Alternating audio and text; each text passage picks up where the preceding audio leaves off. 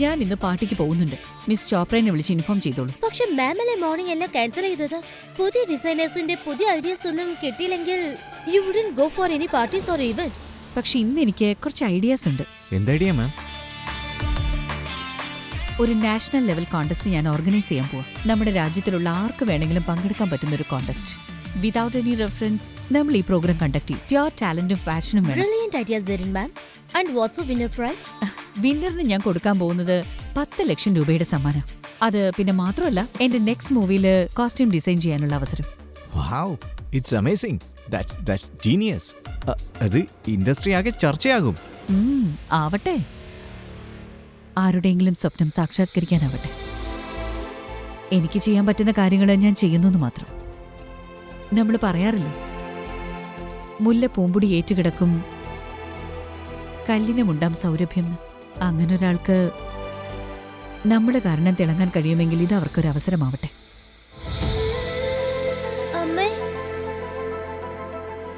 അമ്മേ, ഞങ്ങൾ രാവിലെ ബ്രെഡ് മാത്രമല്ലേ കഴിച്ചോളൂ. എനിക്ക് നല്ല വിശപ്പുണ്ട്.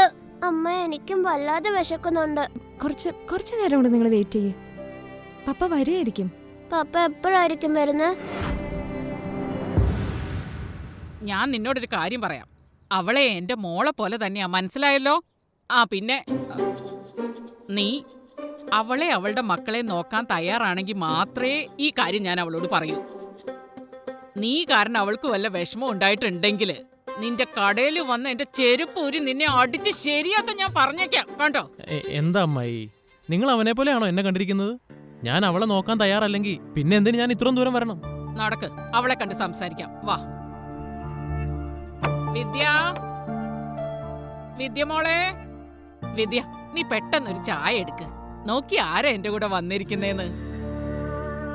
എന്റെ വീട്ടിൽ നിന്ന് ചായ ഇട്ട് കൊടുക്കാന്നാ ഞാൻ വിചാരിച്ചേ. പക്ഷെ എന്താ ചെയ്യാ, ചായപ്പൊടി തീർന്നു പോയില്ലേ. ഇത് പിള്ളേർക്ക് വേണ്ടിയാ, ഫ്രൂട്ട്സ് ഒക്കെയാ. എന്താ നോക്കി നിൽക്കുന്ന, അങ്ങോട്ട് എടുത്തു കൊടുക്ക്. പെട്ടെന്നാവട്ടെ. ഓ, ഇതാണോ ഫ്രൂട്ട്? നിന്റെ തല ഞാൻ അടിച്ചു പൊളിക്കും മണ്ടൻ. ആ വൃത്തികെട്ടൻ വന്നോ? കള്ളും കുടിച്ച് റോട്ടിലെങ്ങാനും വീണ് കിടക്കുന്നുണ്ടാവും. നോക്കുമോളെ, നിന്നെ ഈ പെരുവഴിന്ന് രക്ഷിക്കാനുള്ള വഴിയായിട്ടാണ് ഞാൻ വന്നിരിക്കുന്നത്. ഇത് നിന്റെ നല്ലതിനു വേണ്ടി തന്നെയാ.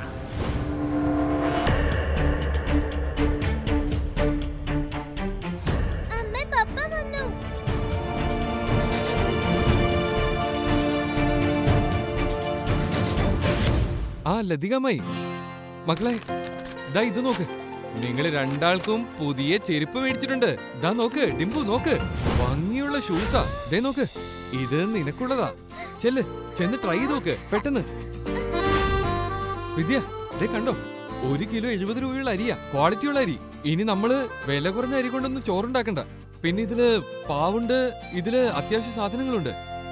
എല്ലാം ഞാൻ മേടിച്ചോണ്ട് വന്നിട്ടുണ്ട്. അമ്മായി, കടയിൽ കസ്റ്റമേഴ്സ് വെയിറ്റ് ചെയ്യുന്നുണ്ടാവും. ചീട്ട് കളിച്ചിട്ട് ഇന്ന് ജയിച്ചു കാണുമല്ലേ, അതാ ഈ കാണിക്കുന്നേ. നാളെ തോറ്റ എന്താവും? പിള്ളേരെ പഴയ പോലെ പട്ടിണിക്കിടും, വെള്ളം അടിച്ച് ഭാര്യ തല്ലും അല്ലേ? ദൈവമേ, ഞാനിത്ര മോശപ്പെട്ട ആളായിരുന്നു. ഇല്ലമ്മായി, ഞാനിപ്പോ എല്ലാം നിർത്തി. ഞാൻ കള്ളുടിക്കില്ല, ചീട്ട് കളിക്കില്ല, പിന്നെ ഇവരെ ഒന്നും ഉപദ്രവിക്കില്ല. എന്റെ കയ്യിലൊരു കുപ്പിയുണ്ട്, അത് പുറത്തുനിന്ന് കൊണ്ടുവന്നതാ. അത് കുടിക്കാൻ നല്ല സാധനമാ, ഫോറിനാ. നിങ്ങളതെടുത്തോ. എനിക്കറിയാം, നിങ്ങൾ ഇടയ്ക്കിടയ്ക്ക് ചെറുതടിക്കാറില്ലേ. നിന്റെ അടുത്ത് നക്കി കുടിക്കാൻ വന്നതല്ല ഞാൻ. നിന്റെ അടുത്തുനിന്ന് ബാക്കി മേടിച്ചു കുടിക്കാനുള്ള ഗതികേടൊന്നും ദൈവം എനിക്ക് ഇതുവരെ വരുത്തിയിട്ടില്ല, അറിയാമോ? നിന്നെ പോലെ വൃത്തികെട്ടവന്റെ ഔദാര്യൊന്നും എനിക്ക് വേണ്ട. നീ സത്യം പറ, ഇത്രയും സാധനങ്ങൾ മേടിക്കാനുള്ള പൈസ എവിടുന്നാ? ഞാൻ സമ്പാദിച്ചതാ, നേരായ വഴി കൂടി പണിയെടുത്തുണ്ടാക്കിയതാ. നീയാണ് സത്യം. എന്റെ മോളുടെ മേലെ കള്ളസത്യം ഇടല്ലേ. എന്റെ മോൾക്ക് എന്തെങ്കിലും സംഭവിച്ചാൽ നിന്നെ ഞാൻ വെറുതെ വിടില്ല. എങ്കിൽ പിന്നെ നിങ്ങളെ തൊട്ട് സത്യം ചെയ്യാം. ഞാനിപ്പോ ഒന്നും ചാവൂലടാ. 19 വർഷം ഇനി ആരോഗ്യത്തോടെ ജീവിക്കും. 19 വർഷമല്ല, 100 വർഷം അമ്മായി ജീവിക്കും. കാരണം നിങ്ങളെ തൊട്ട് കള്ളസത്യമല്ല ഞാൻ ഇടുന്നേ, അത് സത്യമാ. അത് എന്താന്ന് വെച്ചാ, നിങ്ങൾ ആദ്യമായിട്ടല്ലേ ഞാൻ കാശ് സമ്പാദിച്ച് സാധനങ്ങൾ മേടിച്ചോണ്ട് വരുന്ന കാണുന്നേ. പക്ഷെ പ്രശ്നമൊന്നുമില്ല, സാരമില്ല. നിങ്ങൾ പയ്യെ പയ്യെ കാര്യങ്ങൾ മനസ്സിലാക്കും. പിന്നെ അല്ല, ഈ ചേട്ടനേതാ? നമസ്കാരം. വാ എടക്കടാ, ഇവൻ വലിയൊരാളാ. നമ്മുടെ മാർക്കറ്റിന്റെ അകത്ത് ഇവന് സ്വന്തമായിട്ട് വലിയൊരു സലൂൺ ഉണ്ട്. നീ ഒരു മാസം കൊണ്ട് സമ്പാദിക്കുന്നതേ ഇവൻ പെർ ഡേ ഉണ്ടാക്കി കാണിക്കും. ഇവനാണ് ഞങ്ങളുടെ വിദ്യക്ക് ഏറ്റവും യോജിച്ച ആള്. നിങ്ങൾ എന്താ ഈ സംസാരിക്കുന്നേ? ഇവളെന്റെ ഭാര്യ. നിങ്ങൾ നോക്കിക്കോ, ഇന്നു മുതല് എന്റെ ഭാര്യയും മക്കളും ഒരിക്കലും പട്ടിണി കിടക്കേണ്ടി വരില്ല. ഇതെന്റെ വാക്കാ. ആ വാചകടിക്ക് ഒരു കുറവും ഇല്ലല്ലോ. പക്ഷെ ഇന്ന് നീല് പറയുന്നതെല്ലാം സത്യമായിട്ടാ തോന്നുന്നേ. ഭഗവാനെ, ഈ പെണ്ണുങ്ങളെ ഇങ്ങനെ പാവമായിട്ട് ജനിപ്പിച്ചു വിടുന്നത് നീ എന്നാ ഒന്ന് നിർത്തുക. എനിക്കൊന്നും പിടികിട്ടുന്നില്ലല്ലോ. നീ എന്ത് വായി നോക്കി നിൽക്കുക? ഇവിടെ എന്താ സിനിമ കാണിക്കാണോ? ഇറങ്ങി വാ.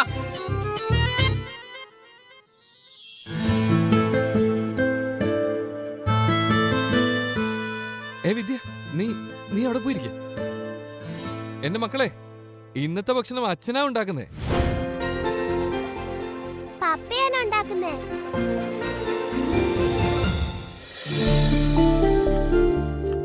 വിദ്യ എന്തേ കാണിക്കുന്നേ? ഞാൻ പറഞ്ഞല്ലേ ഭക്ഷണം ഞാൻ ഉണ്ടാക്കാന്ന്. നീ അകത്ത് പോയിരിക്കും, ഞാൻ ഉണ്ടായിക്കോളാം. ഞാൻ ചെയ്തോളാം. നീ എന്തിനാ ഇങ്ങനെയൊക്കെ ചെയ്യുന്നേ? ഞാൻ പറയുന്നേക്ക്. കുട്ടികൾ ഇത്ര നാളെ നിന്റെ കൈ കൊണ്ടുള്ള ഭക്ഷണം കഴിച്ചേ. ഇന്നൊരു ചേഞ്ചിന് അവരുടെ അച്ഛനുണ്ടാക്കുന്ന ഭക്ഷണം കഴിക്കട്ടെ. ഞാൻ ഉണ്ടാക്കാൻ, നീ പൊയ്ക്കോ. പിന്നെ വിദ്യ,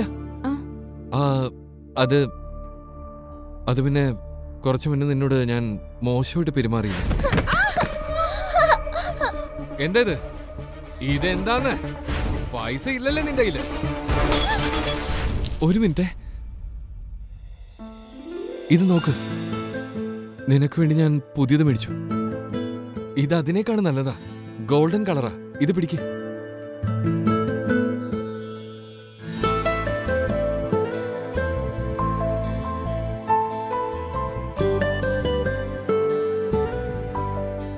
എന്തു പറ്റി വിദ്യ? ഇഷ്ടപ്പെട്ടില്ലേ? കുഴപ്പമൊന്നുമില്ല, ഞാൻ വേറെ മേടിച്ചോണ്ട് വരാം. വേണ്ട വേണ്ട വേണ്ട. ഈ കണ്ണാടി കാണുന്നതെല്ലാം എത്ര സുന്ദരമായിട്ട് ഇരിക്കുന്നേ.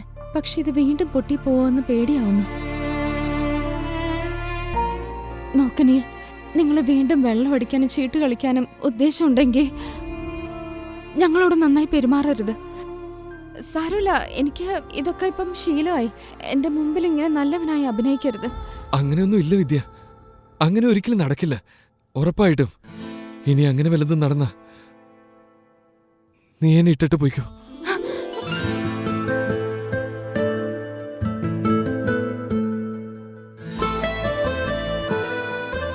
ഇത് പിടിക്ക. നിന്റെ ഭർത്താവ് അധ്വാനിച്ചുണ്ടാക്കിയ പൈസ ഇത്. വിദ്യ, ഞാൻ വാക്ക് തരിക, ഇന്നു മുതൽ ഇനി ഒരിക്കലും നിനക്ക് വിഷമിക്കേണ്ട അവസരം വരില്ല. ഞാൻ നിന്നെയും മക്കളെയും പൊന്നുപോലെ നോക്കിക്കൊള്ളാം. സന്തോഷമായില്ലേ? ചെല്ല്, പോയി അവിടെ ഇരിക്കേ. ഞാൻ പാവഭാജി ഉണ്ടാക്കിക്കൊണ്ടുവരാം. നീ ചെല്ല്.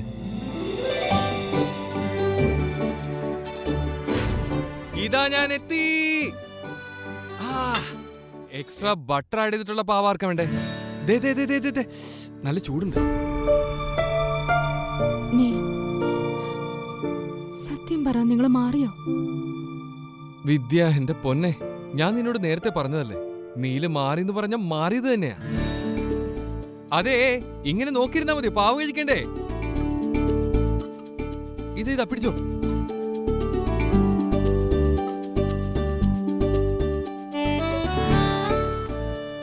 വിദ്യ, നീ എന്താ നോക്കിക്കുന്നേ?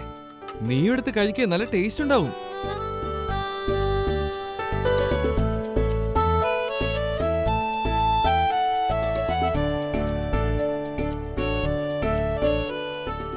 മോനെ കുനാൽ, എങ്ങനെയുണ്ട് പാവഭാജി? സൂപ്പറാ പപ്പ, അടിപൊളിയായിട്ടുണ്ട്. പപ്പ സൺഡേ ഇത് ഉണ്ടാക്കോ? ഞാൻ എന്റെ ഫ്രണ്ട് പൂജയെ വിളിക്കാം.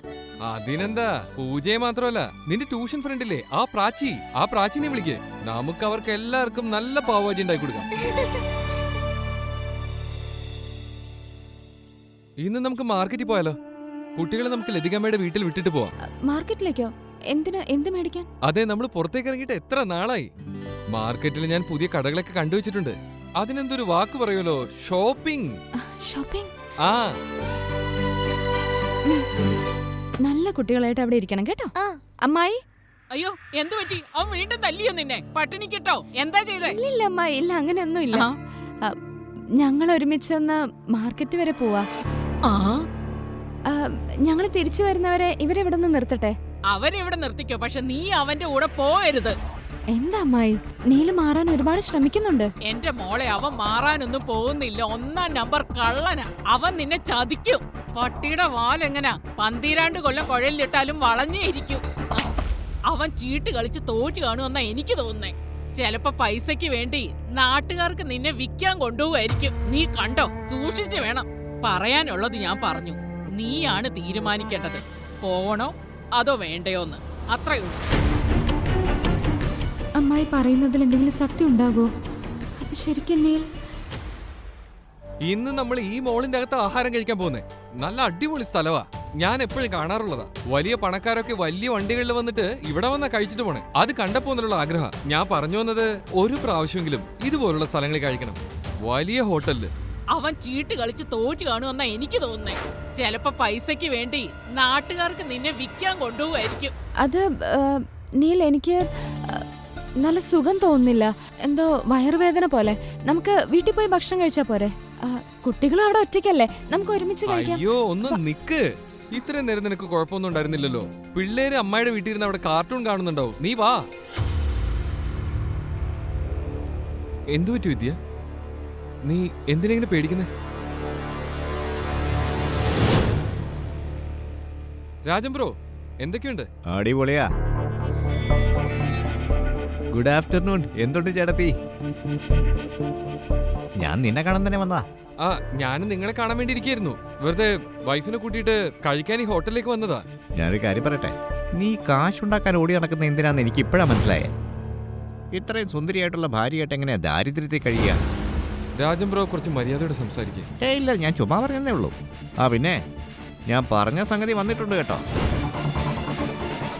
അതേ, ടെൻഷൻ വേണ്ട. ഇതെങ്ങനെ വിൽക്കണമെന്ന് എനിക്ക് നന്നായിട്ടറിയാം. ഇതുപോലെ സാധനങ്ങളൊന്നും അധികം വരില്ല കേട്ടോ. പിന്നെ 15,000 രൂപയിൽ ഒരു പൈസ കുറയില്ല. എന്നാ ശരി. താൻ എനിക്ക് വിലയിട്ടോണ്ടിരിക്കുകയാണോ? നീൽ, നിങ്ങൾ ഇത്ര ചീപ്പാണെന്ന് ഞാൻ സ്വപ്നത്തിൽ പോലും കരുതിയില്ല. എടി വിദ്യ, നീ എന്തൊക്കെയാ പറയുന്നേ? നിന്റെ തലയ്ക്ക് എന്തെങ്കിലും വായടയ്ക്ക്. നിങ്ങൾ ഒരു അക്ഷരം മിണ്ടരുത്. നിങ്ങൾക്ക് നാണമില്ലേ നീൽ?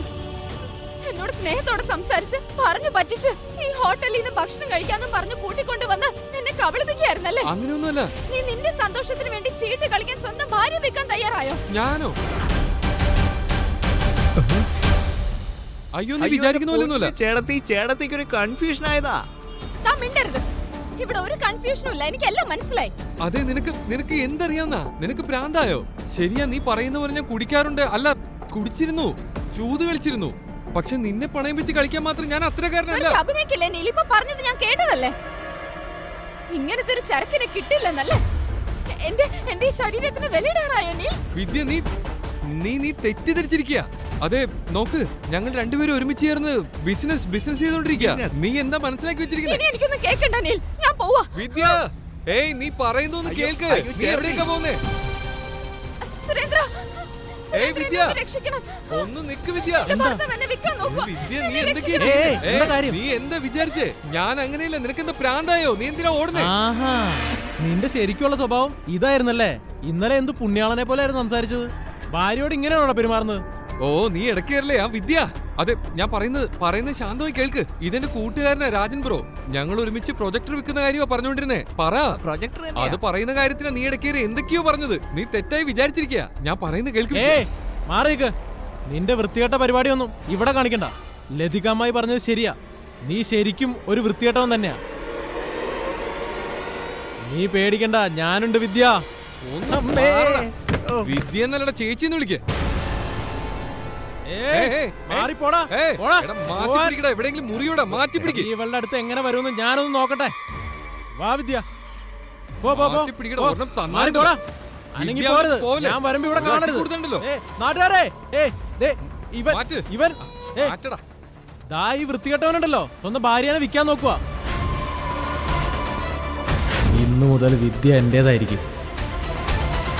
നിങ്ങൾ എന്താ പറയുന്നത് മനസ്സിലാക്കാത്തത്? ഞങ്ങൾ പ്രൊജക്ടർ വിൽക്കുന്ന കാര്യം പറഞ്ഞുകൊണ്ടിരുന്നേ. പ്രൊജക്ടർ എന്ന് പറഞ്ഞാൽ ഇങ്ങനെ സിനിമ കാണുന്ന സാധനമാണ്. ഇവിടെ എന്താ നിങ്ങളിപ്പോ പുതിയ സിനിമ എടുക്കുകയാണോ? ഇവൻ എങ്ങനത്തെ ആളാണെന്ന് ഇവിടെയുള്ള നാട്ടുകാർക്ക് മൊത്തം അറിയാം. ഇവനറിയാലോ, എല്ലാ കള്ളത്തരങ്ങളും പഠിച്ചവനാ. ഇവനിങ്ങനെ ചെയ്തില്ലെങ്കിലേ അത്ഭുതമുള്ളൂ. ഇത്രയും നല്ലൊരു ഭാര്യ ഉപദ്രവിച്ചതിന് എനിക്ക് കിട്ടുന്ന ശിക്ഷയാണ് ഇതൊക്കെ. ഏയ് വിദ്യ, ഞാൻ പറയുന്നത് എന്താന്ന് വെച്ചാ, ശരിയാ, ഞാൻ നേരത്തെ തെറ്റ് ചെയ്തിട്ടുണ്ട്. പക്ഷെ ഞാൻ സത്യം ഇപ്പൊ പറയുന്നേ. എന്റെ കയ്യിലുള്ള പൈസ ഉണ്ടല്ലോ, ടവല് വിറ്റ് കിട്ടിയ പൈസ, അത് പണിയെടുത്ത പൈസ. നീയാണ് സത്യം, സത്യമായിട്ടും. അത് രാജൻ ബ്രോ ഒന്ന് പറഞ്ഞു കൊടുക്ക്. ആ ശരിയാ ചേട്ടത്തി, പറഞ്ഞ സത്യവാ.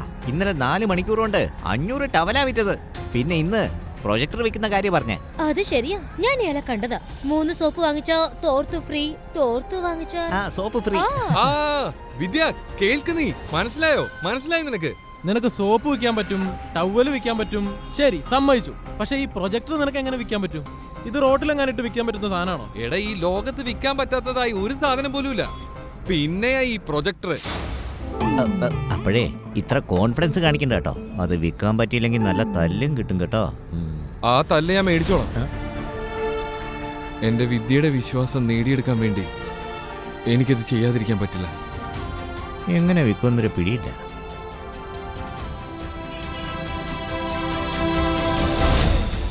നീ ഇതെങ്ങനെ വിൽക്കൂന്നാ പറയുന്നേ? 310 അങ്ങനെയാ? നീ എന്താ വിചാരിച്ചേ? 310 എന്ന് പറഞ്ഞ് സോപ്പ് വിൽക്കുന്ന പോലെ പ്രൊജക്ടർ വിൽക്കാന്നോ? എന്തു ചെയ്യും നീ? പ്രൊജക്ടർ എവിടെ വിൽക്കും? പ്രൊജക്ടർ ഞാൻ അവിടെ വിറ്റ് കാണിച്ചു തരാം.